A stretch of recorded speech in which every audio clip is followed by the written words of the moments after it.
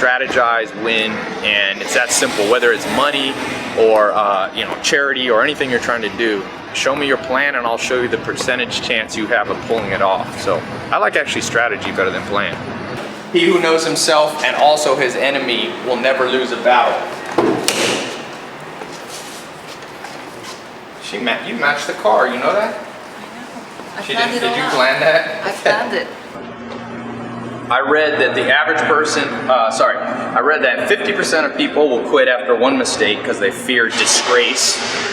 70% of people will quit after 2, and 90% of people quit after 3 mistakes. Don't be like that. You gotta go at least 4 or 5 times. What's the biggest mistake you ever made? You don't want to know that. I don't want to know. Were you sober? Yes. Best line in this book. She's a Gemini, she likes crazy ideas. Here's a good idea. If you know the enemy and know yourself, you don't need to fear the result of 100 battles. But, and this is most people, if you only know yourself but not your competition, for every victory gained, you'll also suffer defeat. That's why most people, like, especially in business, but in everyday life, they only know what they want to do and they forget to factor in that other people have a counter move. And so if you want to do big things, you have to know yourself and what the competitors are already doing. People are like, I want to be an entrepreneur, Ty, but I'm like, okay, who's already doing what you're doing?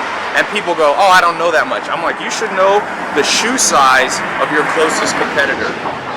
He says, if you know yourself but not your enemy, for every battle you lose one. So it's like 1 step forward, 1 step backwards. And that's why 80% of entrepreneurs go broke in 5 years. If you know neither the enemy nor yourself, you always lose.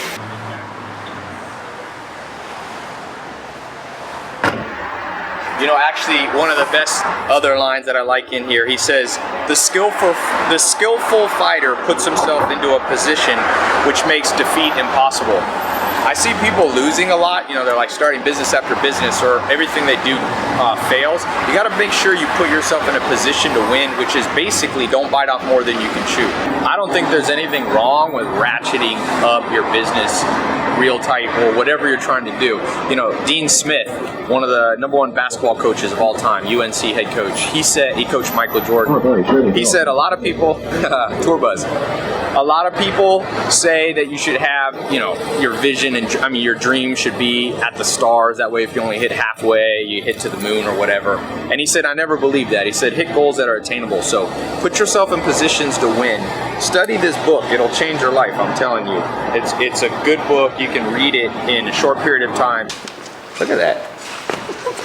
Yeah, one more time for some bloopers. All right, give us a true, give us a Norwegian ballet dance move.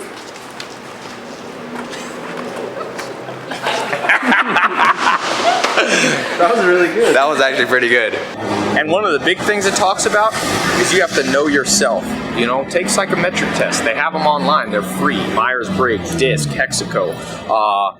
They've got the Strength Finder one. They have Colby. These are all knowing yourself. Remember what he says, if you only know yourself but don't know the enemy, for every battle you win, for every success you have, you'll have a loss. So if you want to put yourself in a position to win, make sure you're continually studying not only yourself, but also you got to do your due diligence on on other competitors. Like I tell people, have you spent 8 hours searching everything about any competitor that's ever done anything similar? Maybe not identical, but similar. I was just reading a book by Paul Allen and how he and Bill Gates started Microsoft, and he said Bill Gates was obsessed with the competitor, and that's advice going back 500 years. So give us some, how do you say I like fast cars in Norwegian? Jeg liker raske biler. How do you say it? Jeg liker raske biler. That is a compliment.